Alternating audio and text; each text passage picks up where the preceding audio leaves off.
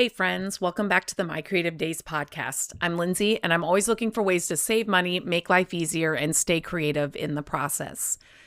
Around here, we talk about DIY projects, thrifting, home decor, furniture flipping houses, and so much more. I also share a lot of Q&As because I love answering your questions and diving into real life stuff you're actually dealing with. So whether you're listening in your car, working on a project, cleaning the house, or just sneaking in a quiet moment to yourself, I'm really glad you're here. Before we get into today's episode, I want to take a quick minute to tell you about the Furniture Flipping Academy. I created the Academy to be an all-in-one resource for anybody who wants to learn furniture flipping. Whether you're looking for a creative outlet, some extra income, a side hustle, money to pay down debt, save for vacations, or even opportunities to work with companies and brands, the Academy walks you through every step on how to get started through how to grow. Inside, you'll find lessons on finding furniture, flipping it with confidence, pricing it, selling it, and so much more. There is so much inside the Furniture Flipping Academy. It's completely self-paced. You get lifetime access. It is a resource you'll come back to again and again throughout your flipping journey. And right now, it's at the lowest price it's ever been. You can find all the details and the link in the show description. Now let's get into today's episode. Hello and welcome back to the podcast. Today I'm going to be talking about something, if you are somebody that's interested in investment properties, flipping houses, this is more on the rental side. I thought this would be very useful and helpful to those of you that may be thinking about rentals, or maybe you have a couple rentals, and what it looks like when one of your tenants moves out. So this is kind of your rental turnover checklist. Kind of the things that we look for when a tenant moves out. So right now we do have 3 rentals. We have had rentals in the past, and we have also flipped houses as well. I have a ton of content here on the podcast about all of those, the processes of buying, when to rent, when to flip it to sell, like all of that information, tons of podcasts about it. So definitely check back, look through the podcast and find those topics if it's something you're interested in. And also, as you're listening to this, or if you're somebody that's thinking about getting into it, just got into it, has been in it, and you think of another topic like this that might be helpful, please reach out to me. Email Lindsay at mycreativedays.com or DM me on Instagram at mycreativedays. It always helps me know exactly what you're looking for and what kinds of topics and things that you need help with. So first of all, basically this is happening for us in real time with one of ours. The tenants just moved out. And so we are actually going through this right now. So one thing I want to mention is, what do I want to say? So before you even walk in, you want to take photos, video of the condition, right? So have your phone with you, a camera with you, have a move-in inspection, photos available for comparison. So before they moved in, if you have those as well. Maybe there is a sheet. So we have a walkthrough sheet before people move in, and we kind of just go through everything like, it's basically the condition of everything before you move in. So like the last one we just did, literally from top to bottom, the entire house, everything was new. So I went through our checklist, and as I was walking them through it, I'm like, this whole bathroom is new. The toilet upstairs is new. The vanity's new.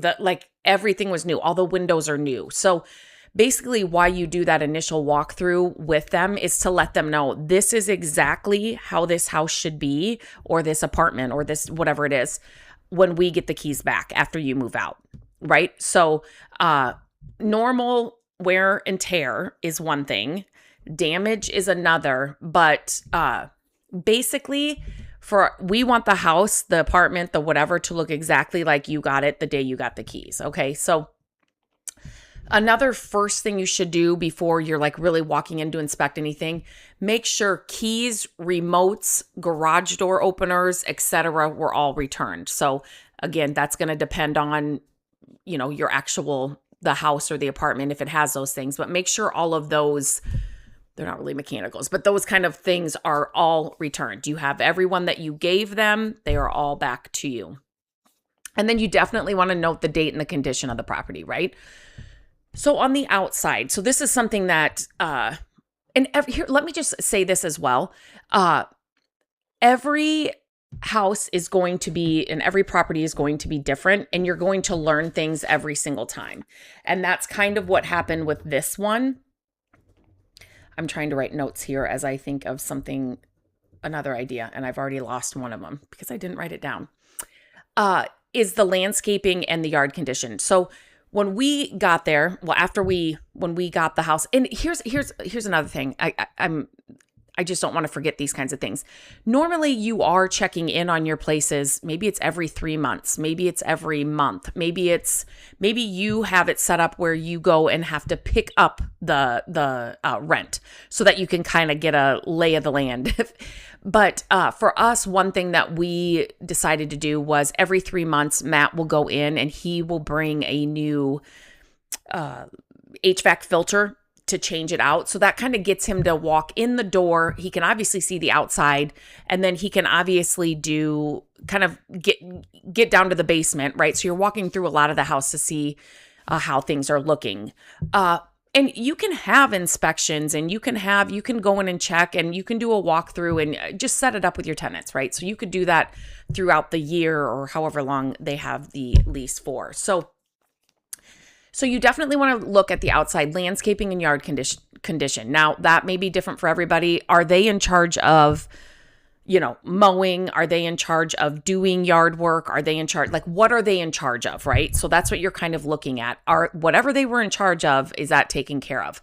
For us at this particular house, we may have to include some stuff in the next lease that we sign, because if we don't have them do certain things, and I guess I should say we haven't decided how we're going to do this. If we don't have them do certain things, it can go way far beyond than what we want it to be. So we had one whole fence area, and it's not actually on our property, but it's the house next to us, which was an older couple that couldn't take care of the yard, and somebody new has bought the place, and they're getting all new siding, windows, gutters, like they're doing the whole nine, which we are so excited about because it's just going to look so much better. And we went and talked to him, and we're like, all these trees that are growing over, and bushes and things that are growing over onto our fence and into our yard, they're all from yours. Can we climb the fence and cut everything down? And he's like, oh my gosh, yes. Like, they hadn't got to it yet. They recently had moved in. They're working on the inside, which we totally get. And we are more than happy to help. But if those kinds of things, if those don't if they don't start taking care of them, or they don't cut them down, they start impeding on our yard and over our fence. And so it may be something where Matt will have to go, I don't know, spring and summer, he'll have to make sure that he's going over there to just check on it.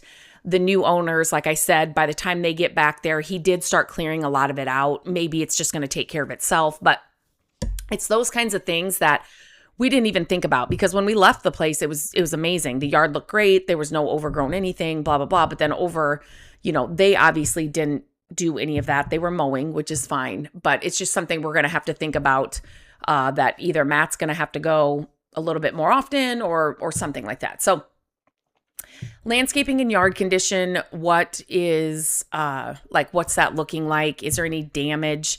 One thing, we did allow them to have a service dog. Well, a service dog they could have, and there was nothing left in the backyard. Like, they had everything picked up, which is so amazing. So bonus points for that. But that is something that I do want to add. If somebody were to ask for, we have a no pet policy. Service dogs are something else, but that's something I want to make sure they are fully responsible for picking that up. And we will not. Another thing that we have to remember too is, like, I hate the word landlord, but it is what it is. It is a business. It is not personal. And we are not going to go in, and this is something I have to help Matt realize, we are not going in to clean up after you, right? So we got this house, we fixed it all up. We took months to do all of that kind of work, right? The cleaning, the fixing up, the painting, and so if anything needs to be done, we are paying somebody to go do it now, right? This is a business. Matt, I'm talking to Matt. Not that he listens to this, but so we aren't going to do it. And if there are certain things, so this was one thing we learned when I talked to kind of a rental mentor of mine. She was like, even if it's something small like Matt can fix, you have to get paid for your time, right? So to have somebody come in and fix the door, fix the whatever it is, you need to be paid for that. It's not just, if it has to be fixed, they have to pay for it, right? Like, so it needs to come out of their deposit. So like the mess from a dog or whatever, if it was all over the backyard, I would have called somebody that does that to come pick it all up, and then that would have come out of their deposit. So I hope that makes sense. So you want to look at damage to siding, doors, windows, screens, gutters, downspouts, exterior lights, decks, porches, railings, driveway, and garage. Any obvious pest or animal issues if you've got it. Those are some things. And the whole driveway with this one, we have some cracks in the driveway, and again, because they're not living there and they're not living there. They don't own it. They're not thinking, and they were a younger couple, which is totally fine because my kids wouldn't know to do this either. But grass and stuff was growing up and some weeds up between the cracks. And so it's like, okay, how do we get rid of that? We're not pouring a whole new driveway. What are some things we can do so this doesn't happen again? Or again, do we have them, do we give them the equipment or the things that they need to do in the spring or summer, whenever this pops up, so they can take care of it? Or is it something that, again, Matt will go and do every, around that time when that stuff happens? So it's just something we're going to have to start thinking about moving forward once we get this one all ready for the next people to move in. So in the kitchen, and I should note that I do have a full walkthrough of this one here on the channel, so you can definitely look at that. A video walkthrough that you can actually look and see. And if you have followed any of the journey, I have shared all of our flips, all of our rentals, all of the before and afters, the in-between, every project we've done on all of them. It's all on my website, mycreativedays.com, so you can see all that. But I also shared a ton of it here on the YouTube channel in real time, just video tutorials, video inside the house, doing all kinds of things. So definitely check the channel for that because you'll find a ton of that information. So inside the kitchen, one thing that I think gets overlooked is cabinets and drawers. You literally need to open and shut every cabinet, door, and drawer in the kitchen. Don't just look at them from the outside. Obviously, you want to look on the inside too to make sure there's no damage. They haven't let something rot in there. So like the cabinets are really bad or anything like that. And if you can't see the top shelf, you need a ladder. Get up and look on the top shelf. You need to do a thorough look of all of it and make sure all the cabinets and drawers are working. Sometimes in rentals, somebody pulls a drawer out too fast, or, you just have to make sure that they're all functioning. Countertops, are there any chips, burns, cracks, anything like that on the countertops? Appliances, you want to give them a really good once over. Are they all working? Are they all cleaned out? The burners on the stove, depending on, like the drip pans. So for this one, we have to replace all of those. They were never cleaned. Now the oven, I don't even know if they use that much. It's not horrible, but again, they did not clean the house when they left. So it was a brand new refrigerator. So there's a dent on the refrigerator. The refrigerator was not cleaned. So any kind of cleaning, again, I am not cleaning that house. So if I have to hire somebody to clean it, because again, we said when you leave, it needs to look exactly like you got it. And it was everything, a lot of the stuff inside that house was also brand new. So we are having somebody go in and clean the place, and then that will just come out of their deposit. Oven, stove, I talked about that. Dishwasher if you've got one. Microwave. Garbage disposal if you have one. We do not. That is one more thing that can go wrong.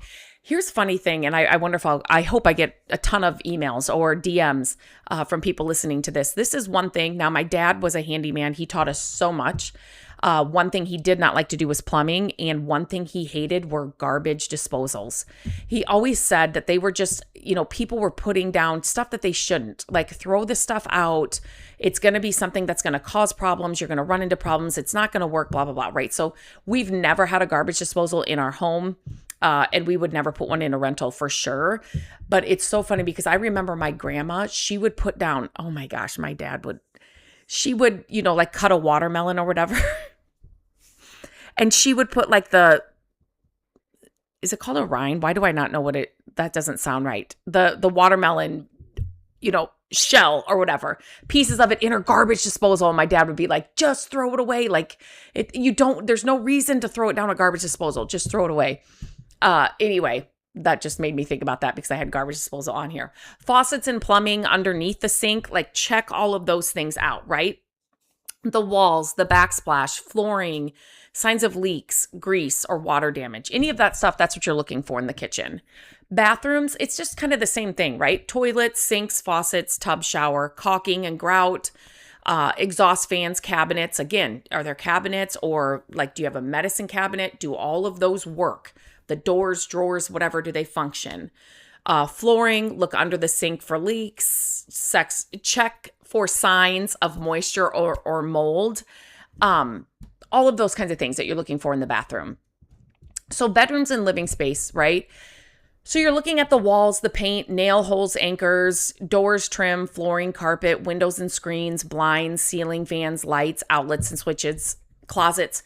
Here's one thing I do want to say that I forgot to mention in the beginning. You do not want to do this walkthrough until they have completely moved out and you have the keys, so they are not going to be going back in. Does that make sense?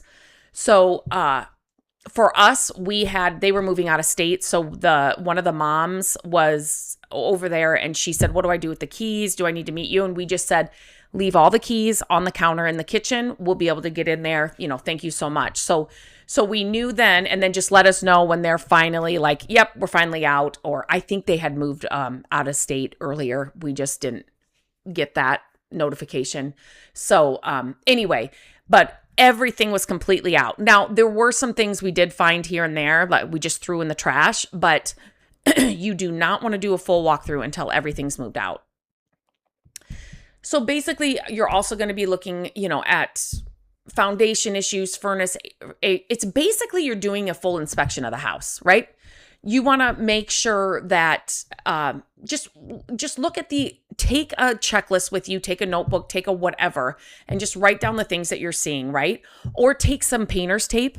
And if there's certain like holes in the wall, if there's certain touch-up paint, if there's certain, I got to fix this sink. I've got to look at this screen. And literally just put painter's tape all around the house, a color that's going to catch your attention. So that if you have to bring a handyman in, if you have to bring a cleaner in, if you have to bring a whatever in, the blue tape is going to direct you to what actually needs attention. So that's just another kind of tip to do that makes it a lot easier. Another thing to remember is normal wear and tear versus actual damage, right? So a few small nail holes, that's normal wear. Huge holes in the drywall, that's damage. Carpet showing normal wear, that's potentially wear and tear, but there's large stains or burns, that's damage. Paint fading over time, that's wear. Someone painting a bedroom neon green without permission, that's potentially damage, right? A loose door handle from normal use is wear. Broken door from being kicked in, that's damage, right? So that is, you really have to keep in mind, and I'm going to be completely honest, I have a hard time with this, where Matt is more like that's normal wear and tear. So I'm somebody that needs to be checked on this a lot of times from Matt, which is really good because, everybody lives differently. And this is a house that you've put your blood, sweat, and tears into to get really nice for somebody. And so you want it just like that when you get it back, right? And so but you do have to differentiate between what's normal wear and what's actual damage that will need to come out of their deposit. Another thing is to be really clear in your lease and in your initial walkthrough, however you want to do it, what you expect from them, what they are responsible for, what it should look like when they give it back. Those kinds of expectations and things, communication is, in like everything, is important. And so just keeping up on that. Maybe you need to visit the place every couple of months, every 3 months. Maybe you put that in your lease. We will be doing a walkthrough every whatever it is, right? So just be, and with every place, like I said, every rental, you will learn something new. So here are some little things that can easily get missed that I just thought I would bring up to you. So changing the locks or the codes if that needs to be done. Replacing the HVAC filter. Test smoke and CO detectors. Check every light fixture. Test every outlet.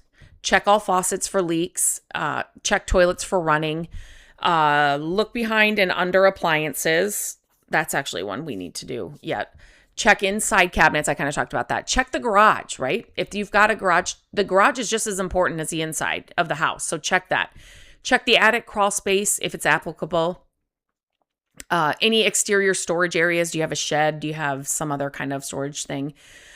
Remove abandoned belongings appropriately. Obviously, photograph everything before work begins.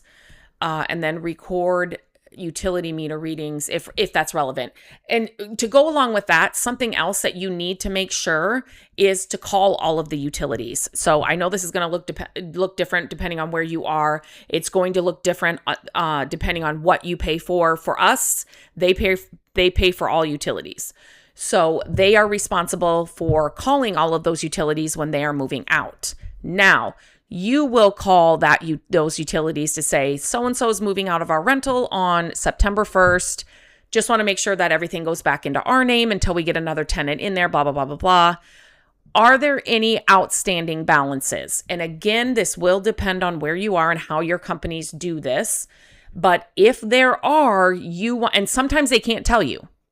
So you need to know if there's any balances. And then you also need to know, like, is that a lien on the house? Is that a lien on them? Like, how do you guys do this?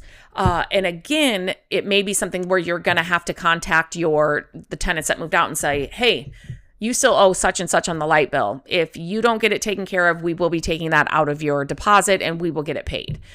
So that is one kind of thing that has nothing to do physically at the house. That do not miss that.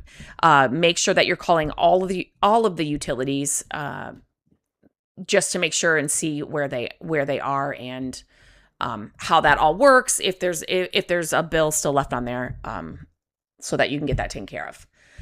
Okay, this was a quick little checklist. I didn't want to make it feel overwhelming because I just kind of wanted to get your thoughts going and for you to maybe think of some things that you haven't thought about. Again, if you have any kind of questions, you can leave them in the comments here and I will definitely get to those. And if you have any podcast topics, questions or anything like that, you can, if you're comfortable, leave them in the comments. I never share your name or at all. So if you email, if you put it on Instagram, if you put it here in the comments, I never share your name, but those kinds of questions and topic ideas really help me. So I know exactly what you're looking for. So until next time, I hope you have a great day and I will talk to you very soon.